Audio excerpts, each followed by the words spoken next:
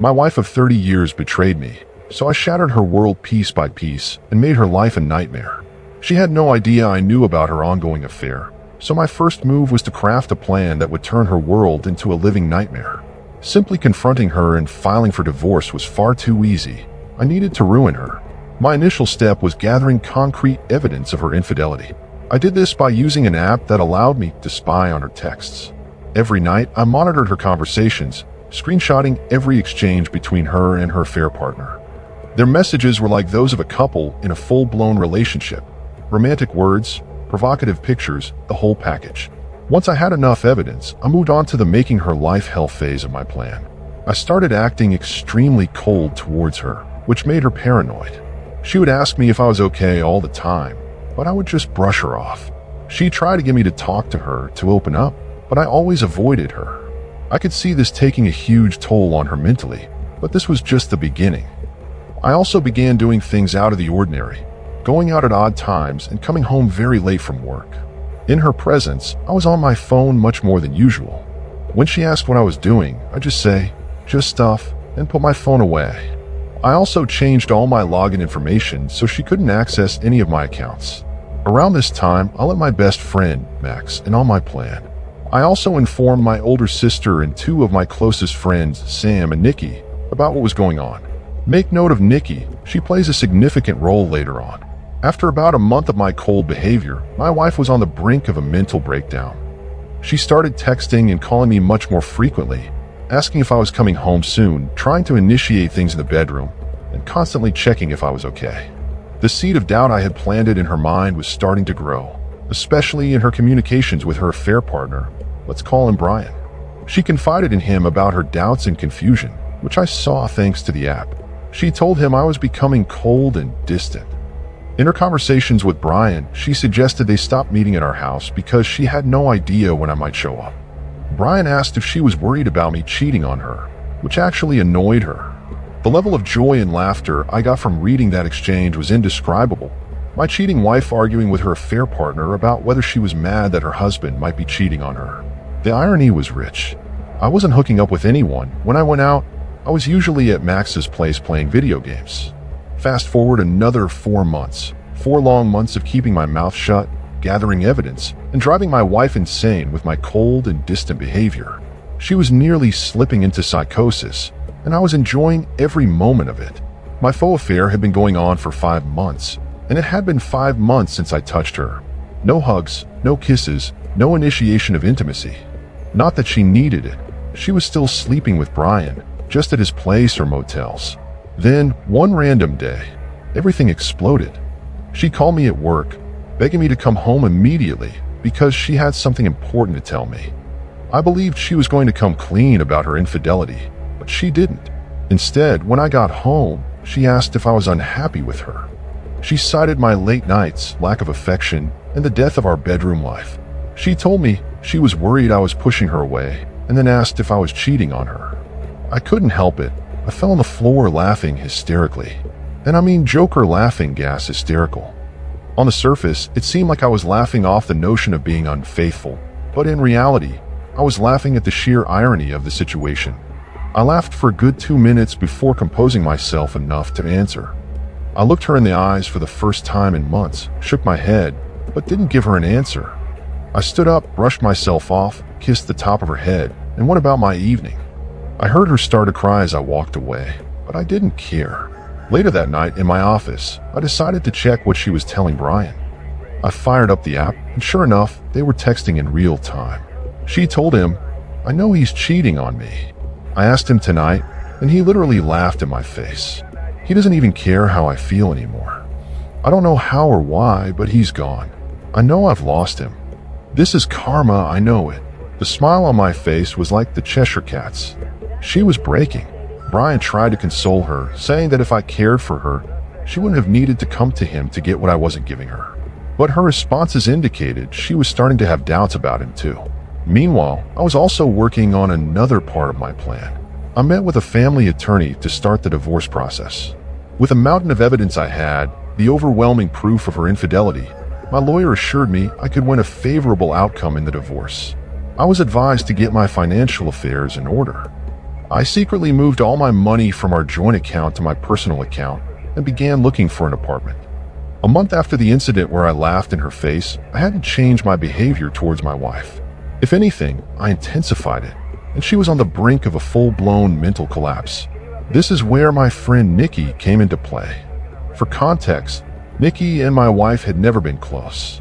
I met Nikki in high school 2 years before I met my wife. My wife always saw Nikki as a threat, being my closest female friend.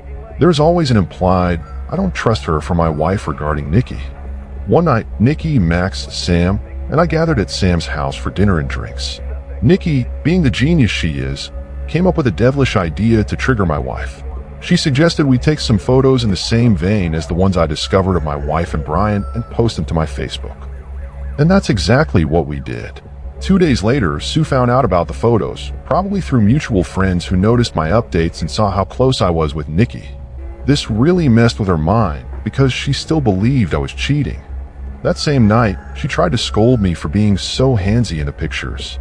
I saw this as a golden opportunity to deliver the first blow of my knockout punch. I said, "What about the pics with you and Brian from last year? He was pretty handsy in them, but did you see me get bent out of shape over it?" She looked like a deer in headlights. It was the first time I mentioned Brian's name throughout this ordeal. The gears in her head started turning as she tried to explain away those pictures. "He's just a really friendly guy.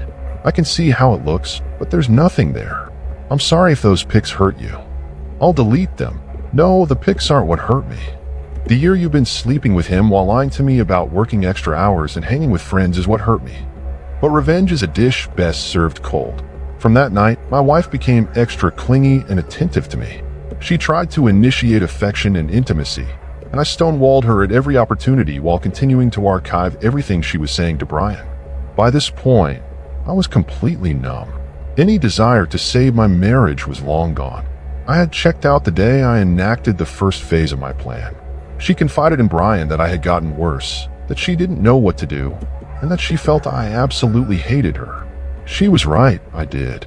Then came the bombshell. She told Brian she couldn't see him anymore.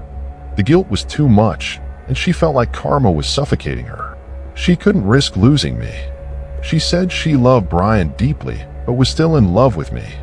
However, she was willing to stop seeing him to try and fix our marriage. Brian flipped out, calling her selfish for stringing him along all this time. She didn't respond.